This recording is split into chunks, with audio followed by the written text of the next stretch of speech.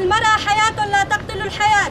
لا تزال العقلية السلطوية والذهنية الذكورية تقوم بأبشع الجرائم من قتل وحيار وتعدد زوجات واغتصاب وممارسة جميع أنواع وأشكال العنف بحق النساء، فأصبحت هذه الجرائم تشكل خطراً حقيقياً يهدد المجتمع عموماً والشرق الأوسط خصوصاً. كما شهدنا جريمة قتل المقدورة نورة سليمان إبراهيم بتاريخ 24/4/2023 يوم الاثنين في بلدة الحميس بعمر يناهز العقد الثاني من عمرها على يد زوجها الذي ارتكب 4 جرائم بحق المقدورة نورة في آن واحد من حيار وزواج قاصر وتعدد الزوجات وقتل.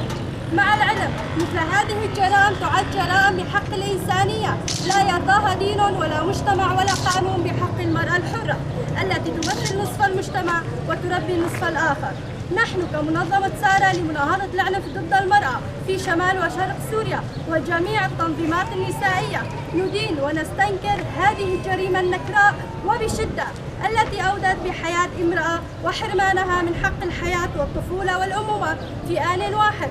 لذا نطالب جميع الهيئات الحقوقية والسلطات المحلية ومحاكم الشعب بالتحقيق العاجل في هذه الجريمة ومحاسبة القاتل وكل من له يد بهذه الجرائم ال4، وذلك بإنزال أشد العقوبات بحق هؤلاء المجرمين الذين اقترفوا هذه الجريمة النكراء، ألا وهي السجن المؤبد مع الأعمال الشاقة كونه خالف القانون وقام بارتكاب 4 جرائم بآن واحد.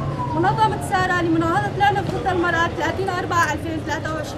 المرأة حياة لا تقتل الحياة.